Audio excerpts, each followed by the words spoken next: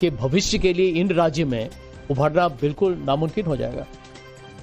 Important बात मैं बताऊं, एक रिकॉर्ड है कि कांग्रेस जिन राज्यों में लगातार 2 चुनाव हारी है विधानसभा के और तीसरी बार रिपीट नहीं कर पाई है, तो कभी वापस नहीं आई है। आप पश्चिम बंगाल ले लीजिए, उड़ीसा ले लीजिए, उससे पहले तमिलनाडु ले लीजिए, बिहार, उत्तर प्रदेश, गुजरात में आखिरी चुनाव कांग्रेस 84 में जीती। तो करंट सिचुएशन जो पॉलिटिकल सिनेरियो है देश का पिछले 10-12 साल से, उसमें हो ये रहा है कि जहां बीजेपी के साथ कांग्रेस डायरेक्ट टक्कर में है, वहां वो बीजेपी को हरा नहीं पा रही है। इसलिए वो दूसरे जो क्षेत्रीय दल हैं उनके लिए एक विश्वसनीय लीडर नहीं है कांग्रेस। नहीं यूसुफ भाई, इसमें एक प्रश्न ये है ना कि भाई अगर ये पैटर्न रहा है कि कांग्रेस 2 बार हार जाती है तो रिवाइव नहीं कर पाती खुद को, इसको बदलने के लिए भी तो कुछ होता नहीं दिख रहा है। कांग्रेस में थिंकिंग का प्रोसेस खत्म हो गया है। आप संजय भाई सहमत होंगे, मुझे लगता है 98 में सोनिया गांधी ने जब कमान संभाली कांग्रेस की, तो एक पचमढ़ी चिंतन शिविर हुआ था। मैं मानता हूं कि हमारी याद में पचमढ़ी चिंतन शिविर एक लैंडमार्क चिंतन शिविर था, जहां से कांग्रेस ने खुद को रिवाइव करने के लिए नए तरीके से सोचना शुरू किया। उसी जमाने में कांग्रेस में मीडिया डिपार्टमेंट बना, माइनॉरिटी सेल बने और ये SC/ST सेल वगैरह बने, और ये हुआ कि भाई महिलाओं को कम से कम संगठन में हम 20% रिजर्वेशन देंगे और OBC दूसरी जो क्षेत्र है उसको आगे लाएंगे। उसके बाद अगला चिंतन शिविर हुआ था शिमला में 2003 में, जिसमें कांग्रेस ने फैसला किया था कि अब हम केंद्र में भी गठबंधन की राजनीति करेंगे। उससे पहले कांग्रेस केंद्र में कभी गठबंधन की राजनीति नहीं करती थी, और यही वजह है कि 99 में वाजपेयी सरकार गिरने के बाद कांग्रेस गठबंधन की सरकार नहीं बना पाई थी।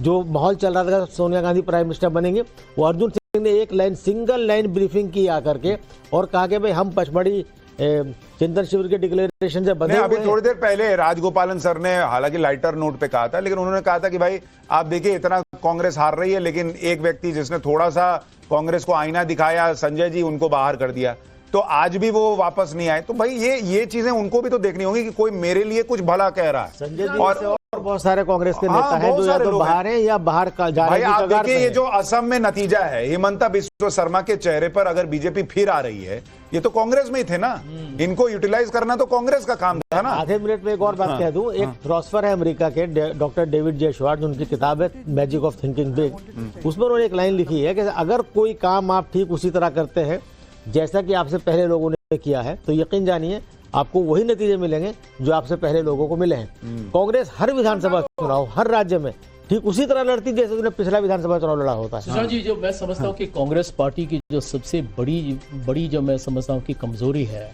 वो जीतने की भूख जो होनी चाहिए ना, वो खत्म हो गई, वो बहुत कम हो चुकी है।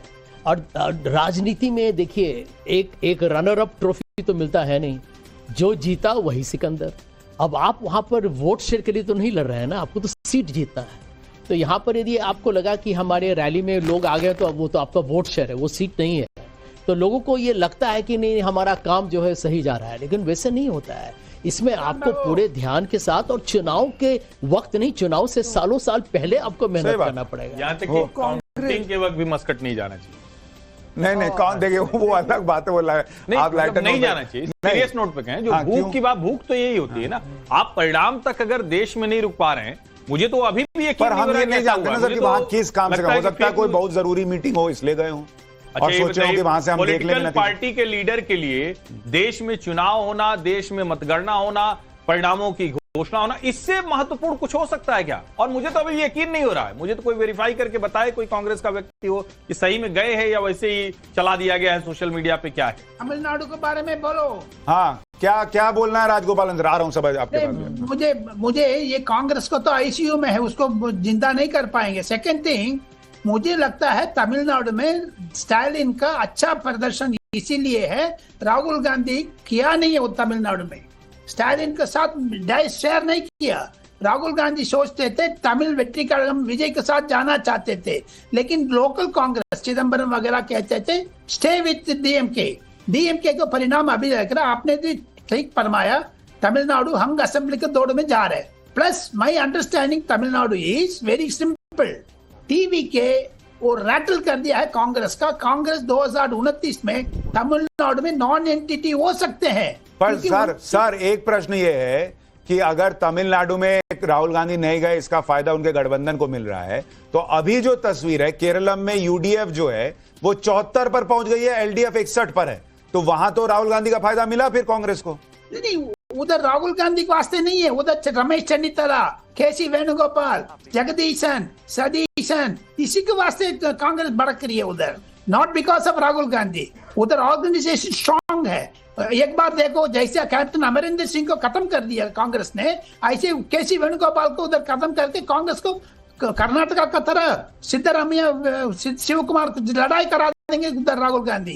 क्यों? राहुल गांधी अपने आप सेल्फ गोल मारते हैं। That is my feeling. इसी पैनल में जितना लोग भी है, कांग्रेस को अंडरस्टैंड किया 1977 से, एक नहीं है, दो नहीं है, कांग्रेस खत्म हो चुकी है। मैं आ रहा हूं, अखिल स्वामी भी हमारे साथ जुड़ गए हैं, टीएमसी के समर्थक, सभा नकवी वरिष्ठ पत्रकार हमारे साथ जुड़ गई हैं। और इस वक्त तस्वीर यह है कि तमिलनाडु में एआईएडीएमके जो है वो भी लगातार फाइट में। विजय की पार्टी 50 सीट, इस वक्त विजय की पार्टी टीबी के 50 सीट पर है, डीएमके गठबंधन 54 पर है। तो वहां पर विजय जो है उनकी पार्टी जबरदस्त परफॉर्म कर रही है तमिलनाडु के अंदर। केरलम में 76 जो है वो यूडीएफ के खाते में, एलडीएफ 59, पुडुचेरी में स्पष्ट बहुमत एनडीए की तरफ जाता दिख रहा है रुझानों में। असम में हिमंता बिस्वा शर्मा की वापसी होती लग रही है रुझानों में। लेकिन बंगाल के अंदर बीजेपी अब 13 सीट दूर है रुझानों में बहुमत हासिल करने को लेकर, और टीएमसी 96 पर है। सभा नकवी, इनमें सबसे आपके लिए चौंकाने वाला नतीजा कौन सा है और क्यों? तमिलनाडु। तमिलनाडु, क्योंकि अभी तक लग रहा था कि डीएमके आगे चल रही है, लेकिन एकदम से अन्ना डीएमके और विजय दोनों पार्टियां बढ़ रही हैं, तो वो चौंकाने वाला। अभी बंगाल के लिए थोड़ा वेट करते हैं। मैं मानता हूं। आपको लग रहा है ये चेंज होगा बंगाल में? मुझे पता नहीं, लेकिन मैं अपनी फीलिंग आपकी क्या है? मुझे लगता है चेंज होगा। जी, मुझे लगा तो बंगाल का सवाल है कि ये जो रुझान आ रहे हैं, ये पहले फेज में के ज्यादा सीट्स हैं या सेकंड फेज के भी हैं? क्योंकि यदि पहले फेज का है तब भाजपा ये पता लगा उम्मीद थी कि वो आगे रहेगी। हाँ। लेकिन ये ऐसा तो होता नहीं, ये फेज वाइज तो कोई लेकिन आप एक साथ होती है। लेकिन देखिए 232 सीट हो गई है सर, 293 में से, तो मुझे लगता है दोनों ही तरफ का होगा, ऐसा नहीं है। ठीक है, अखिल स्वामी जी आप कुछ कहना चाह रहे हैं? मैं ये कहना चाह रहा हूं, मुझे जब आपने कार्यक्रम में बुलाया था तो कृपा करके मुझे जब बोलने का अवसर आप दे नहीं रहे, तो आधे घंटे के लिए मुझे क्यों बुलाया था? नंबर 1। नंबर 2, ये आप लोग शेयर मार्केट का खेल खेल रहे हैं। मैं 2 चैनल में ऑलरेडी यूट्यूब से होके आ रहा हूं, वहां पे बिल्कुल रिवर्स सिचुएशन है। आप लोग चाह रहे हैं, जो आपने एग्जिट पोल से कराया था, कि शेयर मार्केट को बढ़ाया जाए और उसके बाद आपके बीजेपी के सपोर्टर शेयर बेच दें और उसके बाद शेयर मार्केट गिरे। देखिए, जितनी पैरामिलिट्री फोर्स लगाई गई बंगाल के अंदर, अगर उधर भेज दी गई होती पीओके के अंदर, तो आज पीओके हमारे पास होता। अगर उतनी बॉर्डर सिक्योरिटी, ये सेंट्रल फोर्सेस को बांग्लादेश के बॉर्डर पे लगा दिया गया होता, तो एक रोहिंग्या हमारे देश के अंदर न घुस पाता। देखिए, वास्तविकता यह है, देश के अंदर ज्ञानादेश और जो बताया जा रहा है पोस्टल बैलेट हो रहा है बंगाल के अंदर। बंगाल के अंदर चुनाव आयोग ने निर्णय लिया है, पोस्टल बैलेट बाद में गिने जाएंगे, बाकी प्रदेशों में पहले गिने जाएंगे, बंगाल में बाद में गिने जाएंगे। देखिए, जो ज्ञानेश कुमार गुप्ता जी कर रहे हैं। एक मिनट सुनिए सर, आप इतना आप तनाव में शुरू किए तो मैं क्या ही रोकता आपको, लेकिन मैं आपको बता दूं कि शेयर मार्केट बढ़ाना गिराना इसमें हमारा कोई ढीले भर का इंटरेस्ट नहीं है। नहीं, कोई इंटरेस्ट नहीं है सर। हमें तो अरे नहीं इंटरेस्ट नहीं सर। आप देख लीजिएगा, ये ज्ञानादेश की पूरी कोशिश कर रहे हैं। अखिल सर, वहां पे लोगों नहीं ऐसा, प्लीज ऐसा मत कीजिए। अब आप एक अलग टेंजेंट में चले गए कि अब हम, मतलब ये भी हो गया कि अब हम शेयर बाजार को ऊपर नीचे कर रहे हैं। चलिए, दूसरी बात सुनिए ना, मेरी बात सुनिए सर। अभी थोड़ी देर पहले पश्चिम बंगाल के सीईओ, सुनी रहा हूं सर, अखिल सर, देखिए चुनाव के नतीजे आ रहे हैं। हम किसी भी मेहमान को बुलाते हैं तो ऐसा कोई गारंटी नहीं देते कि आधे घंटे में 25 मिनट आपको बोलने देंगे। सब लोग को मौका देते हैं सर। कोई बोल रहा था आप नाराज हो रहे हैं, वहां बीजेपी के प्रवक्ता पिछले 45 मिनट से चुपचाप बैठे हुए, उनके पास जा नहीं पाया। सुनिए मेरी बात, तीसरी बात, मेरे समय में पूरा समय आप ले रहे हैं। तीसरी बात सुनिए ना क्यों बुलाया है आपने? जो एक पॉइंट कहा उस पर मैं आना चाह रहा हूँ। जिताना है सर, हमसे गलती हो गई, आपको बुला लिया, दिलवानी है, गलती हो गई सर, हम बुला लिए। हमको नहीं पता था कि आपको बुलाएंगे तो 30 में से 25 मिनट बोलने देना, तो हमसे गलती हो गई। तीसरी बात मैं आपको बता दूं, फैक्चुअली जो बात है, आप कह रहे हैं कि पोस्टल बैलेट बंगाल में बाद में गिना जाएगा। मनोज अग्रवाल पश्चिम बंगाल के सीईओ हमारे साथ लाइव थे, उन्होंने खुद कहा है कि पोस्टल बैलेट की गिनती चल रही है और उन्होंने कहा कि 8:30 से ईवीएम की काउंटिंग शुरू होगी। ये सीईओ कह के गए, तो आपको नहीं रोकूं बीच में, आप कह रहे हैं कि पोस्टल बैलेट बाद में गिना जाएगा, तो आपको ये परेशानी नहीं हो रही है कि वहाँ राम माधव जाके अमेरिका में कह रहे हैं कि अमेरिका की अब राम माधव हमारे देश के अंदर गैस की कीमत बढ़ गई है, हमारे देश के अंदर। तो मैं ये काउंटिंग की खबर छोड़ के राम माधव को चर्चा करूं के बारे में बोल रहे हैं, क्या बोल रहे हैं सर आप? चलिए छोड़िए, मेरे से गलती हो गई सर। इनका काट लो भैया, कांग्रेस ठीक है, खत्म हो गया। देखिए इस वक्त बड़ी खबर बता दूं, बड़ी खबर तमिलनाडु में टीवी के सिंगल लार्जेस्ट पार्टी इस वक्त तमिलनाडु में सबसे बड़ा उलटफेर हो रहा है रुझानों में। सुपरस्टार विजय की पार्टी सबसे आगे तमिलनाडु के अंदर, एआईएडीएम के 39, डीएम के 50 और टीवी के अकेले 63 पर है। 152 सीटों के रुझान आपको हम बता रहे हैं। तमिलनाडु में सबसे बड़ा उलटफेर। बंगाल के अंदर टीएमसी गठबंधन 100, बीजेपी 139। अब बोलिए शिवम त्यागी।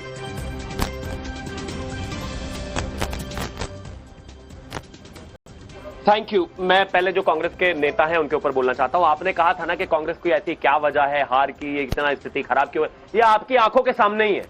30 मिनट बुला के 25 मिनट बैठ गए तो कह रहे मेरा समय बर्बाद कर रहे हो। अरे समय देते कहां हो आप? अरे वो टीएमसी बात आपकी हार रही है, दिखाई आप कहीं देते नहीं। टीवी पे 25 मिनट बैठकर कह रहे मेरा समय बर्बाद कर दिया। अरे आपका वैसे ही सब कुछ बर्बाद है। अब आगे अब आगे जहां तक बात तमिलनाडु की है, खासतौर पर मैं एक चीज कहना चाहता हूं कि हाँ, इसमें कहीं कोई दो राय नहीं है। जिस तरीके के ट्रेंड्स इनिशियली दिखाई गए थे वो देखकर अपने आप में लगा, लेकिन मुझे लगता है कि शायद अचंभित होने की आवश्यकता नहीं है। थोड़ा समय इंतजार किया जाए, ज्यादा बेहतर है। एआईएडीएम के लीड करेगा और एनडीए वहां पर जीत दर्ज करेगा। लेकिन हाँ, पहले भी ऐसे रिजल्ट्स जो हैं तमिलनाडु से रहे हैं, पहले भी इस तरह की स्टार अपीयरेंसेस को वहां पर बहुत नहीं। लेकिन शिवम त्यागी, आप लोगों ने अन्नामलाई को हटा के क्या हासिल किया? अगर यही 40 सीट आनी थी तो उनका रास्ता लंबा था, वो मेहनत कर रहे थे, आपकी पार्टी का बेस बना रहे थे, लेकिन आपने उनको साइड कर दिया, इतने ऊर्जावान नेता को, और ये 40 पे बैठे हैं आप।